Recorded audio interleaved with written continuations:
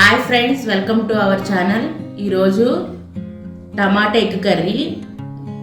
ఇది చాలా సింపుల్గా చేసుకోవచ్చు అన్నమాట. బ్యాచిలర్స్ కూడా చేసుకోవచ్చు.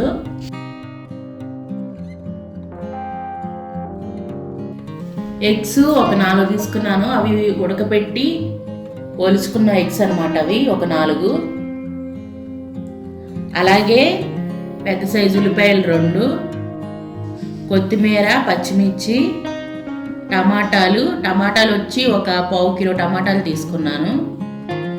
అలా కొద్దిగా కరివేపాకు, సాల్ట్, రుచికి సరిపడా సాల్ట్, కారం వచ్చి ఒక 2 స్పూన్ల కారం, పసుపు 1/2 టీ స్పూన్, జీలకర్ర, ఆయిల్.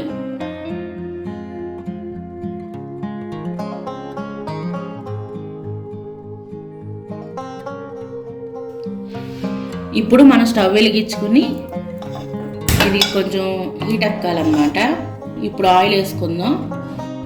ఇప్పుడు మనం ఒక 1/2 టీ స్పూన్ జీలకర్ర వేసుకోవాలి.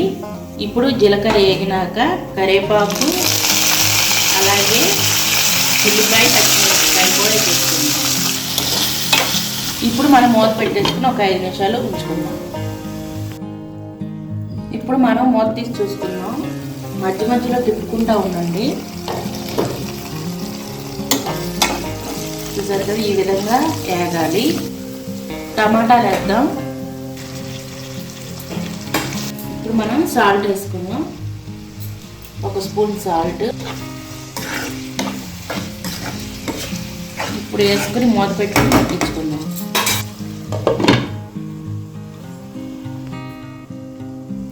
ఇప్పుడు మనం మూత తీసుకుని చూద్దాము. చూసారుగా, మధ్యలో తిప్పుకుంటా ఉండే మర్చిపోయింది. ఇప్పుడు మనం కోడిగుడ్లు అనేది వేసేసుకున్నాం ఇందులో. ఇప్పుడు 1/2 టేబుల్ స్పూన్ పసుపు వేసుకోవాలి.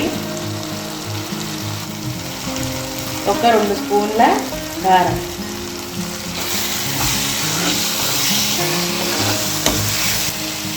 స్పూన్ అంటే పెద్ద స్పూన్ కాదండి, చిన్న స్పూను. దీంతో 2 వేసుకోవాలి. మనం ఈ వాటర్ ఇంకా పోసుకోక్కర్లేదు. వాటర్ లేకుండానే ఇలా టమాటా కోడిగుడ్డు టమాటా ఇగురులాగా వేసుకోవాలన్నమాట. దీంట్లో సగం కొత్తిమీర వేసుకుందాం.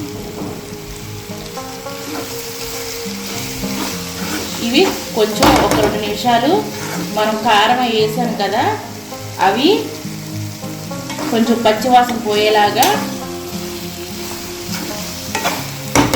మగ్గితే ఒక 2 నిమిషాలు సరిపోతుంది. ఇప్పుడు మనం మూత తీసుకుని 2 నిమిషాల్లో చూసారు కదా, చక్కగా మగ్గిపోయింది. స్టవ్ ఆఫ్ చేసేసుకుందాం.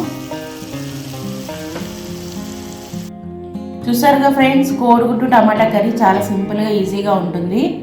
ఇది బ్యాచిలర్స్ కూడా చేసుకోవచ్చు, ఎవరైనా సరే చేసుకోవచ్చు. చాలా టేస్టీగా కూడా ఉంటుంది. మీకు కనుక ఈ వీడియో నచ్చినట్టయితే లైక్ చేయండి, షేర్ చేయండి, సబ్స్క్రైబ్ అవ్వండి.